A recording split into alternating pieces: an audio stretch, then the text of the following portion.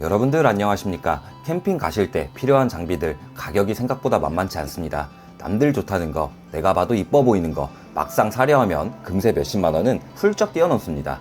그래서 우리는 하나를 사더라도 나에게 꼭 맞는 용품, 알맞은 장비 선정이 굉장히 중요합니다. 그렇기에 오늘만큼은 캠퍼분들이라면 그리고 캠린이라면 누구나 다 하나쯤은 가지고 계실 장비에 관해서 다뤄보려고 합니다. 바로 강연버너입니다. 나는 이게 없는데 무슨 소리냐고요? 여러분들 누구라도 집에 하나쯤 가스레인지가 있지 않습니까? 이 가스레인지에 강력한 화력과 화구를 더한 것이 강연버너입니다. 그렇다면 이 강연버너 중에서도 세상에는 참 좋은 것들이 많지만 괜찮다 싶으면 가격이 또 만만치 않잖아요.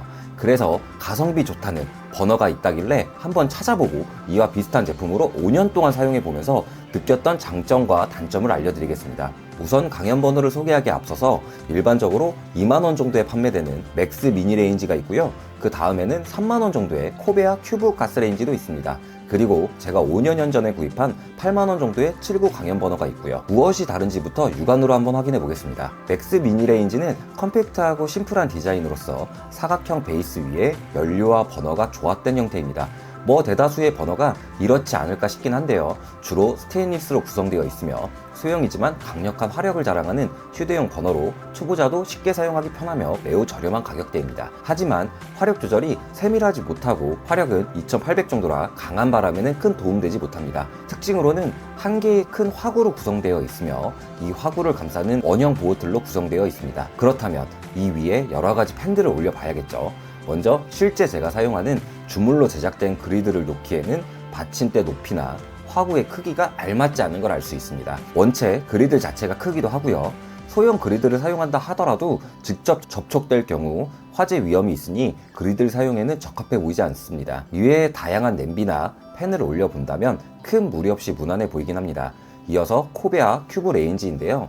큐브 형태의 모던하고 미니멀한 디자인으로서 스테인리스 및 알루미늄 소재로 되어 있습니다. 사각형 본체에 버너가 내장된 특이점이 있지만 베이스가 넓어서 조금은 안정적인 것 같습니다. 장점으로는 화력 조절이 비교적 세밀하여 다양한 요리를 시도해 볼 수도 있고 큐브형 디자인이라 안정성이 높아 좁은 공간에서도 편리하게 사용 가능합니다.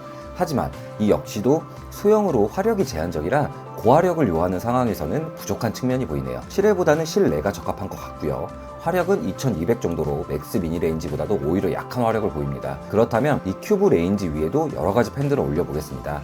어떠신가요? 보이시는 것처럼 조금은 불안해 보이지 않나요? 마지막으로 제가 사용하는 강연 버너입니다. 단단한 하드 케이스로 동봉되어 있고 이 케이스를 열어보면 한 손에도 잡힐 듯한 원형의 형태로 되어 있습니다. 그리고 화구와 받침대는 접이식으로 쉽게 펼치고 접을 수도 있습니다. 3개의 화구 받침과 3개의 다리 받침으로 구성되어 있는데 여기서 여러분들이 주의해서 봐야 할 사항은 첫 번째로 타사 등의 제품들 다리를 보시게 되면 이렇게 간혹 얇은 형태로 나온 제품들이 있습니다. 이럴 경우 메쉬 테이블이나 매건 상판의 구멍처럼 간격이 있는 틈에 다리가 빠지기도 하고 넘어질 위험이 있으니 강연 버너를 찾고 계시다면 이처럼 조금은 널찍하고 안정적인 것을 찾으셔야 됩니다. 실제로 다리를 펴 보았을 때는 이렇게 바닥면에 미끌림 방지로 되어 있고 안정적으로 견고해 보이죠.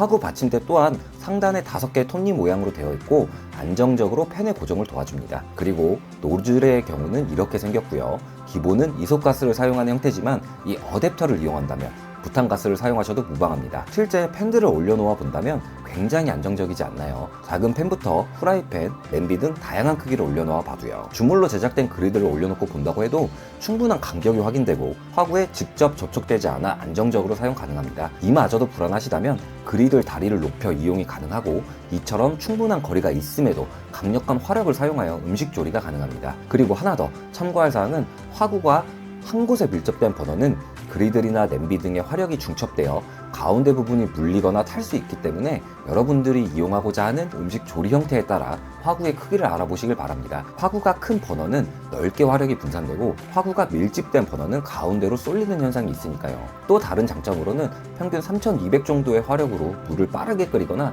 큰 요리를 하는데 전혀 문제가 없으며 고화력으로 인해 바람이 불어도 화력을 충분히 유지할 수 있습니다. 하지만 연료 소비량이 상대적으로 많아 여유있게 가스를 준비해 두셔야 합니다. 그렇다면 가성비 제품들 중에서도 이 강연 버너의 확실한 성능을 알아봐야겠죠. 각 제품들을 이용해 물 끓는 시간을 동시에 한번 체크해 보겠습니다. 빠른 열 전도가 가능한 알루미늄 코펠에 500ml의 상온 물을 넣고 모든 제품에 부탄가스를 동일하게 이용하여 3개의 버너를 비교해 보겠습니다. 같이 한번 보시죠.